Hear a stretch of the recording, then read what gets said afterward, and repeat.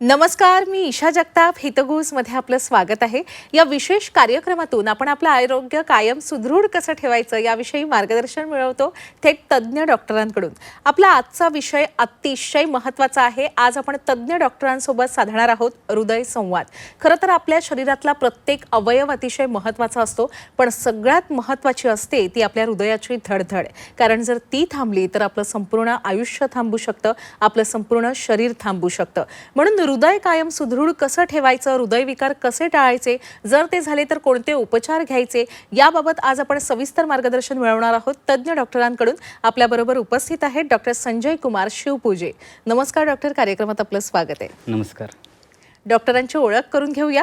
Doctor Sanjay Kumar Shivpuje यांनी MBBS, MD in medicine, DM in cardiology या वैद्यकीय क्षेत्रातल्या अतिशय मोठ्या अशा पदवी संपादित केलेल्या आहेत सर JJ ग्रुप्समधून. सोसायटी ऑफ कार्डिओव्हॅस्क्युलर एन्जिओग्राफी आणि इंटरव्हेन्शनकडून त्यांनी फेलोशिप सुद्धा संपादित केलेली आहे. लातूरमध्ये गेल्या 10 वर्षांपासून दर महिन्याला 100हून अधिक एन्जिओग्राफी आणि एन्जिओप्लास्टी ते करतात. यापैकी 1/3 म्हणजे साधारण 33% शस्त्रक्रिया ते सवलतीच्या दरात किंवा अगदी विनामूल्य पार पाडतात. लातूरमध्ये ultra modern cardiac care Shivpuje heart care हे त्यांचं स्वतःचं सेंटर आहे. कार्डिओलॉजिकल सोसायटी ऑफ इंडियाचे ते सक्रिय सदस्य आहेत. हृदय संवाद या नावानं लातूर जिल्हा आणि परिसरात अचानक होणारे मृत्यू, हृदयविकाराचा झटका आणि CPR साठी जनजागृती मोहीम ते चालवतात. लोकांना ते मार्गदर्शन करतात.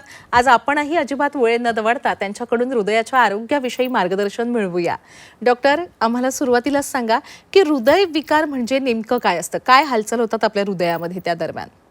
धन्यवाद ईशा. ॲक्च्युली आपलं हृदय हे आपल्या शरीराच्या डाव्या बाजूला छातीच्या पिंजऱ्यामध्ये असतं आणि ते खूप छोटं अवयव आहे. म्हणजे आपल्या हाताच्या मुठीपेक्षा पण ते लहान असतं. हार्डली 500 ग्राम त्याचं वजन असतं आणि ते अविरतपणे काम करतं. म्हणजे आईच्या पोटात असल्यापासून ते कंटिन्युअस काम करत असतं. आपण झोपलं असताना पण ते काम करतं. जसं आपल्याला ऑक्सिजन लागतो किंवा ग्लुकोज लागतो, तसं हृदयाला सुद्धा हे काम करण्यासाठी ऑक्सिजन आणि ग्लुकोजची गरज असते. हा पुरवठा करणाऱ्या रक्तवाहिन्या म्हणजे करोनरी आर्टरीज. जेव्हा या करोनरी आर्टरीजमध्ये रक्तवाहिन्यामध्ये चरबीचे थर बनतात, त्यावेळेस त्याचा रक्तपुरवठा खंडित होतो आणि ज्या वेळेस काही स्ट्रेसफुल सिच्युएशनमध्ये हे चरबीचे थर फुटतात आणि त्यामध्ये रक्ताची गाठ बनते, त्यावेळेस हृदयाला मिळणारा रक्तपुरवठा खंडित होतो आणि मग ते स्नायू मृत व्हायला लागतात, ज्याला आपण सर्वसाधारण भाषेमध्ये हृदयविकाराचा झटका किंवा हार्ट अटॅक असं म्हणतो. ही प्रक्रिया साधारणपणे वयोमानानुसार कोणाच्याही शरीरात घडू शकते. पण ज्या लोकांच्या घरामध्ये खास करून आई वडील, भाऊ बहीण ह्यांना वयाच्या 55पेक्षा कमी वयामध्ये हृदयविकाराचा झटका आला असेल, तर अशा लोकांना ही प्रक्रिया लवकर घडू शकते. अच्छा, म्हणजे हृदयविकाराचा झटका, कार्डियक अरेस्ट हे जे हृदयविकार आहेत ते अनुवंशिकपणे आपल्याबरोबर येऊ शकतात? हो, ह्याचे मल्टिपल कारणं आहेत. त्याच्यामध्ये अनुवंशिकता एक मेन कारण आहे. सोबतच वाढलेलं ब्लड प्रेशर, वाढलेलं कोलेस्ट्रॉल, वाढलेली शुगर किंवा शरीरामध्ये असलेला ताणतणाव, लठ्ठपणा किंवा व्यायामाचा अभाव किंवा तंबाखूचं सेवन हे पण फॅक्टर आहेत जे हृदयाच्या रक्तवाहिन्यामध्ये ब्लॉकेज होण्यास आणि रक्ताच्या गाठी बनण्यास कारणीभूत असतात. अच्छा, व्यायामाच्या अभावाचा उल्लेख आपण केलात म्हणून तुम्हाला विचारते डॉक्टर. आजकाल ना व्यायाम करताना तरुणाचा मृत्यू अशा बातम्या आपण वाचतो. म्हणजे अगदी 20ला तरुण व्यायाम करताना आपला जीव गमावतो. का तर हार्ट डिझीजमुळे, हृदयविकाराचा झटका येऊन. या इतक्या कमी वयात अचानकपणे आपलं हृदय काम करायचं थांबवतो, हे असं कशामुळे होतं? ॲक्च्युली मागच्या 30-40 वर्षामध्ये ना तरुण वर्गामध्ये हृदयविकाराचं प्रमाण वाढलेलं आहे. याची 2 मूळ कारणं आहेत. एक म्हणजे हायपरट्रॉपिक कार्डिओमायोपॅथी, म्हणजे हृदयाला सूज असण्याचा आजार. हे जवळपास 100 लोकांमध्ये 2 लोकांना हायपरट्रॉपिक कार्डिओमायोपॅथी हा आजार असतो. अशी जेव्हा रुग्ण physical activity, extreme physical activity करतात, एक्झर्शन करतात, खास करून ॲथलेट्स किंवा स्पोर्ट्समन्स, अशा लोकांमध्ये सडन कार्डियक अरेस्ट म्हणजे त्यांचं हार्ट अचानक धडधड करून बंद होतं. वयाच्या 35च्या खाली जे रुग्ण असतात, ज्यांना असं सडन कार्डियक अरेस्ट होतं, अशा लोकांमध्ये याचं प्रमाण जास्त असतं. आणि दुसरं मेन कारण आहे की कमी वयामध्ये येणारा हृदयविकाराचा झटका, जे आत्ता तरुण वर्गामध्ये तंबाखूचं सेवन आणि टोबॅको प्रॉडक्टसोबत सिगरेटचं सेवन वाढलेलं आहे आणि जी स्ट्रेसफुल जीवनशैली आहे, त्यामुळे हा आजार 30ीत 40ीत पाहायला मिळतो आणि तरुण वर्गामध्ये जेव्हा हृदयविकाराचा झटका येतो हे दुसरं कारण आहे, जेणेकरून एक्झर्शनमध्ये तरुणांमध्ये हार्ट अटॅक येऊन त्यांचं हार्ट स्टॉप होतं, ज्याला आपण सडन कार्डियक अरेस्ट असं म्हणतो. अच्छा, अचानकपणे हृदयविकाराचा झटका काय येतो, कार्डियक अरेस्ट काय येतो, हे आपण आता सविस्तरपणे सांगितलंय. पण डॉक्टर, जरी अचानक हे झटके येत असले तरी सुद्धा आधी काहीतरी लक्षण आपल्याला जाणवत असतीलच की? जेव्हा कधी हृदयाच्या रक्तवाहिन्यामध्ये असे काही चरबीचे थर ब्लॉकेज सुरू होतात, त्यावेळेस सुरुवातीला एक्झर्शनवर म्हणजे काही ॲक्टिव्हिटी काम केल्यावर छातीमध्ये किंवा पाठीमध्ये दुखतं. हे जे दुखणं आहे ते एकदम टिपिकली समोर छातीमध्ये किंवा डाव्या हाताला किंवा पाठीमध्ये, क्वचित प्रसंगी गळ्यामध्ये आपल्याला जाणवतं. हे दुखणं चालल्यावर, काही काम केल्यावर, जसं 2 माळे चढले किंवा घरगुती काही कामं केली, अशा परिस्थितीमध्ये हे दुखणं वाढतं आणि थांबल्यावर थांबतं. याच्यासोबतच क्वचित प्रसंगी घाम येणे, डोळ्याला अंधारी येणे किंवा धाप लागणे किंवा धडधड होणे ही लक्षणे जाणवतात. ही लक्षणे जी कामं आपण आधी करत होतो, जसं आपण 2 मजले जिना चढतो किंवा स्त्रिया घरातलं घरगुती काम करतात किंवा आजी आजोबा लोक पूजा करतात, स्वतःचा बेड बनवतात, हे काम करताना जर आपल्याला अशी लक्षणं जाणवायला लागली तर आपल्याला आपल्या हृदयाचं चेकअप करून घेणं गरजेचं आहे. जेव्हा ही सेम लक्षणं काहीच न करता बसल्या जागी आपल्याला जाणवतात, की दुखायला लागतं आणि घाम येतो, त्यावेळेस ते हार्ट अटॅक सदृश्य किंवा हार्ट अटॅकचं लक्षण असू शकतं. अच्छा, आपल्याला हार्ट अटॅक कसा येऊ शकतो हे आपण सांगितलं, कुठली लक्षणांकडे आपण लक्ष द्यायला हवं हे आपण सांगितलेलं आहे. पण ज्या वेळेला एखाद्या व्यक्तीला हार्ट अटॅक येतो तेव्हा सुद्धा आपण तिचा जीव वाचवू शकतो, जर त्यावेळेला नेमकं काय करावं हे आपल्याला अचूक माहीत असेल तर, असं मी ऐकलंय. तुमच्याकडून जाणून घ्यायचं आहे डॉक्टर, की अशी कोणती कृती असते का की माझ्या जवळच्या व्यक्तीला हार्ट अटॅक येतोय माझ्या समोर, किंवा मला स्वतःला हार्ट अटॅक आलाय तर मी काहीतरी कृती करू शकते आणि माझा जीव वाचू शकतो? एमर्जन्सीमध्ये जर समजा असं कुणाला अचानक दुखायला लागलं आणि त्याच्या सांगण्यामध्ये असं वाटलं की त्याला ह्या अशा प्रकारचं दुखणं आयुष्यात पहिल्यांदाच आलेलं आहे, त्याला घाम येतो आहे, अंधारी येते, आत्ता जसं आपण डिस्कस केलं तशी लक्षणं आहेत, तर अशा वेळेस पॅनिक होऊ नये. ज्या कुणाला असं घडतं आहे त्यांनी स्वतः चालणं टाळावं, आजूबाजूला आराम खुर्चीवर किंवा ह्याच्यावर बसावं. इकोस्प्रिन नावाची एक गोळी असते, ॲस्पिरिन, जी एमर्जन्सीमध्ये आम्ही सोबत बाळगा म्हणून सांगतो. तर ही गोळी 350 पॉवरची असेल तर 1 आणि छोटी असेल तर 4 गोळ्या ह्या चावून खाणं अपेक्षित आहे. त्या थोड्याशा कडवट असतात, पण ही गोळी रक्त पातळ करण्याची गोळी आहे. ही चावून खाल्ली आणि अशा रुग्णाला लगेच स्वतः न चालता गाडीने किंवा दुसऱ्या कुठल्या पब्लिक ट्रान्सपोर्टने जवळच्या हॉस्पिटलमध्ये घेऊन जाणं अपेक्षित आहे. आणि सोबत गेल्यावर त्याचं ECG, ब्लड प्रेशर आणि काही रक्ताच्या चाचण्या करून बघणं अपेक्षित आहे, जेणेकरून आपल्याला हृदयविकाराचा झटका आहे का नाही ते कळेल. अच्छा, पण खरं तर हृदयविकाराचा झटका आल्यानंतर आपण डॉक्टरांकडे जाण्यापेक्षा लक्षणं जाणवत असतानाच प्रतिबंधात्मक उपाय केलेले कधीही चांगले. जर तुम्ही सांगितलेले लक्षणं कोणाला जाणवत असतील डॉक्टर, तर त्यांनी कोणत्या तपासण्या करून घ्यायला हव्या साधारण? तसं वयाच्या 30-35 नंतर आम्ही 3 ते 5 वर्षाला रक्तामध्ये कोलेस्ट्रॉल, ब्लड प्रेशर, शुगर ह्या तपासण्या करायला सांगतो. जर घरामध्ये कुणाला कमी वयामध्ये हृदयविकाराचा झटका असेल किंवा आईबाबांना डायबिटीज, BP, कोलेस्ट्रॉल असेल तर आम्ही त्या तपासण्या थोडं लवकर करायला सांगतो. ज्या लोकांना अशी काही लक्षणं आहेत, चालल्यावर किंवा काम केल्यावर धाप लागते किंवा छातीत दुखतं, त्यांना एक पट्ट्यावर पळण्याची तपासणी असते, स्ट्रेस टेस्ट असं म्हणतो आपण, ज्याच्यामध्ये आपण सायंटिफिकली ECG काढून हृदयावर ताण देऊन बघतो आणि हृदय ते ताण सहन करतं का हे आपल्याला कळतं. तर ब्लड शुगर, कोलेस्ट्रॉल आणि तुमचं BP सोबतच ECG आणि स्ट्रेस टेस्ट ह्या तपासण्या 3 ते 5 वर्षाला जर केल्या आपण, तर आपल्याला हे कळू शकतं, हे आजार उद्भवण्याच्या आधी आपल्याला त्याची कल्पना येऊ शकते. अगदीच. खरं तर ना, हार्ट अटॅक म्हटलं किंवा कुठलाही हृदयविकार म्हटला तर 3 शब्द नेहमी कानावर पडतात किंवा वाचनात येतात. ते म्हणजे कोणते? तर एन्जिओग्राफी, एन्जिओप्लास्टी आणि बायपास. आणि बऱ्याच जणांना माहितीही नसतं की हे म्हणजे नेमकं काय आहे, पण माहिती असायला हवी. सुरुवात करूया एन्जिओग्राफीपासून. डॉक्टर, याविषयी जरा सविस्तरपणे सांगा. एन्जिओग्राफी ही एक प्रकारची तपासणी आहे, ज्याच्यामध्ये आपण हातामधून किंवा पायामधून, आजकाल 99% वेळा आम्ही हातामधूनच ती प्रक्रिया करतो, हृदयापर्यंत जाऊन आपण हृदयाच्या रक्तवाहिन्यामध्ये काही औषध सोडतो आणि ज्यावेळेला आपल्याला तिकडे काही ब्लॉकेजेस आहेत का किंवा काही रक्ताच्या गाठी आहेत का ते कळतं. ही उपचार प्रणालीनी ही निदान प्रक्रिया आहे. जर समजा कुणाला हृदयविकाराचा झटका आला असेल किंवा हार्ट अटॅक आला असेल असं कळालं तर अशा रुग्णाला आम्ही ती लवकरात लवकर किंवा 12 ते 24 तासात करा म्हणून सल्ला देतो.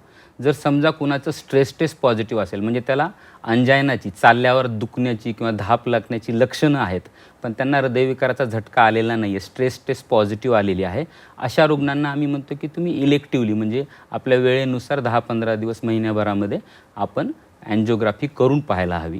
आणि अशा रुग्णांना आम्ही काही औषधं देऊन पण बघतो जेणेकरून त्यांची लक्षणं कमी होतील. अच्छा, आणि एन्जिओप्लास्टी आणि बायपास सर्जरी म्हणजे काय? आणि तसंच या 3 पैकी कोणत्या उपचार पद्धती आपण वापरायला हवी विशिष्ट रुग्णावर, हे कसं ठरतं डॉक्टर? अँजिओग्राफीमध्ये आपल्याला निदान लागतं की आपल्याला रक्तवाहिन्यामध्ये काही ब्लॉकेजेस आहेत का, आणि त्याच्यामध्ये ते निदान लागल्यावर आपण हे ठरवतो की पेशंटला अँजिओप्लास्टी किंवा बायपास सर्जरी लागेल का, त्याचे जीवनशैली बदलून मेडिकल मॅनेजमेंट म्हणजे औषध गोळ्यावर तो चालेल. जर 3 पैकी मेन 3 ज्या रक्तवाहिन्या असतात त्यातल्या 1 किंवा 2 रक्तवाहिनीमध्ये जर ब्लॉकेज असेल आणि तो 70 किंवा 80% जास्त असेल तर अशा सिच्युएशनमध्ये आम्ही त्यांना अँजिओप्लास्टी करण्याचा सल्ला देतो. 3 किंवा त्यापेक्षा जास्त ब्लॉकेज असतील किंवा मेन रक्तवाहिनीमध्ये जर समजा ब्लॉकेज असेल किंवा क्वचित प्रसंगी ती जी रक्तवाहिनी आहे ती अँजिओप्लास्टीला सुटेबल नसेल तर अशा वेळेस आम्ही त्यांना बायपास सर्जरी करण्याचा सल्ला देतो. अँजिओप्लास्टीमध्ये आपण आहे त्या रक्तवाहिन्यामधले जे ब्लॉकेजेस आहेत ते एक मेटलची स्प्रिंग, ज्याला आम्ही मेडिकेटेड स्टेंट असं म्हणतो, ती स्प्रिंग टाकून ती ब्लॉकेज काढतो, म्हणजे आहे त्या रक्तवाहिन्या दुरुस्त करतो.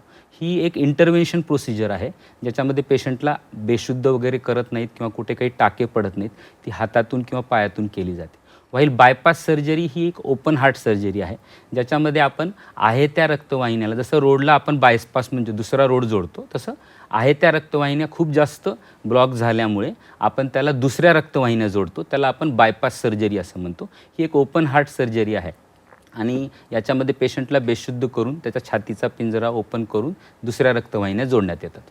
आपण अतिशय यशस्वीरित्या या सगळ्या शस्त्रक्रिया पार पडत असाल, पण तरीसुद्धा एक सर्वसामान्य व्यक्ती म्हणून जेव्हा हे सगळं ऐकलं की एका रक्तवाहिनीला दुसरी रक्तवाहिनी जोडली जाते, तर या सगळ्या शस्त्रक्रिया किती नाजूक आणि किती गंभीर असतील अशी खरंच भीती वाटते. खरं तर या अशा शस्त्रक्रिया करण्याची वेळच कोणावर येऊ नये आणि त्यासाठी आधीच आपण आपलं हृदय सुदृढ ठेवण्यासाठी काळजी घ्यायला हवी डॉक्टर. आणि त्यासाठी आपण आपल्या जीवनशैलीत कोणत्या चांगल्या सवयी लावून घेऊ शकतो? हृदयविकाराचा झटका हा ॲक्च्युली जीवनशैलीचा आजार आहे. ह्याच्यामध्ये आपल्याला रोजचं व्यायाम करणं खूप गरजेचं आहे. म्हणजे रोज 30 ते 35 मिनिट ब्रिस्क वॉकिंग म्हणजे फास्ट चालणे, ज्या गतीनं आपण चालू शकतो असं आठवड्यातले 5 ते 7 दिवस चालणे, हा व्यायाम सगळ्यात योग्य आम्ही सजेस्ट करतो. आहारामध्ये जे ऑइली पदार्थ असतात, फ्राईड पदार्थ असतात किंवा जे बाहेरचं खाणं असतं हे टाळायला हवं. आपल्या आहारामध्ये तेलाचं प्रमाण जे आहे प्रत्येक माणसाला महिन्याला हार्डली पाऊण किलो म्हणजे जवळपास 4 जणांच्या कुटुंबाला 3 किलोपर्यंत तेल वापरणं सफिशियंट आहे. आपलं जे तेल वापरतो आपण ते बदलत राहिलं पाहिजे. करडी, सोयाबीन, राईस ब्रॅन असं आम्ही चेंज करत राहा असं म्हणून सांगतो. तिसरं म्हणजे आपल्या शरीरामध्ये समजा ब्लड प्रेशर, शुगर, कोलेस्ट्रॉल असेल तर त्याचं वेळोवेळी चेक करून घेणं गरजेचं आहे. सध्या तरुण वयामध्ये आणि याच्यामध्ये काही गोष्टी ह्या अनमेजरेबल आहेत. आम्ही म्हणतो की ज्याला मोजू शकत नाही. तुमचं वजन मी मोजून सांगू शकतो किंवा ब्लड प्रेशर, शुगर, कोलेस्ट्रॉल मोजून, पण आपण ताणतणाव, स्ट्रेस किती आहे ते आपण सांगू शकत नाही. सो असे काही अनमेजरेबल फॅक्टर्स आहेत. स्ट्रेस आहे आणि आजकाल स्लीप डिप्रायव्हेशन ह्याला आम्ही खूप महत्त्व देतो. म्हणजे झोप व्यवस्थित होत नाही, खास करून नवीन जनरेशनमध्ये. आम्ही जे 20 ते 40 वयोगटातले हार्ट अटॅकचे पेशंट बघतो ना, त्याच्यामध्ये ह्या स्लीप डिप्रायव्हेशनचं खूप महत्त्व आहे. आत्ताच रिसेंटली एक 75 वर्षाची WHOची स्टडी झाली ज्याच्यामध्ये त्यांनी पाहिलं की 3 पिढ्यांचे लोकांनी ॲनालिसिस केलं की लोक जास्तीत जास्त कसे जगतात. यामध्ये सगळ्यात महत्त्वाचे फॅक्टर होते की फॅमिली लाईफ, तुमचं फॅमिली लाईफ आणि सोशल लाईफ हे किती चांगलं आहे. जे लोक परिवाराशी आणि समाजाशी, मित्रपरिवाराशी रिलेटेड आहेत अशा लोकांमध्ये लॉंगेविटी, त्यांचं आयुष्य जास्त आहे. ब्लड प्रेशर, शुगर, कोलेस्ट्रॉल ह्या गोष्टीसोबत ह्या गोष्टीला पण तितकंच महत्त्व आहे. आणि तरुणांमध्ये आम्ही खास करून पाहतो की टोबॅको, तंबाखू आणि सिगरेट याचं सेवन हे पूर्णपणे टाळलं पाहिजे. लठ्ठपणा हा बिलकुल राहायला नाही पाहिजे. ही जर कारणं आपण टाळू शकलो तर आपण नक्कीच हृदयविकारावर मात करू शकतो. अगदीच मी सुरुवातीलाच सांगितलं की आपलं लातूरमध्ये आहे ultra modern cardiac care Shivpuje heart care centre. या सेंटरविषयी सांगा डॉक्टर, म्हणजे जर आपल्या प्रेक्षकांमधून कोणाला आपल्याकडून उपचार करून घ्यायचे असतील, काही सल्ला घ्यायचा असेल, तर आपलं हे सेंटर कसं वेगवेगळ्या सुविधांनी सुसज्ज आहे ते त्यांना माहीत असायला हवं. आमचं जे सेंटर आहे ते लातूरमधलं पहिलं डेडिकेटेड कार्डियक सेंटर आहे. हार्टचे रुग्ण सोडून आम्ही दुसऱ्या कुठल्याच रुग्णांची ट्रीटमेंट देत नाही.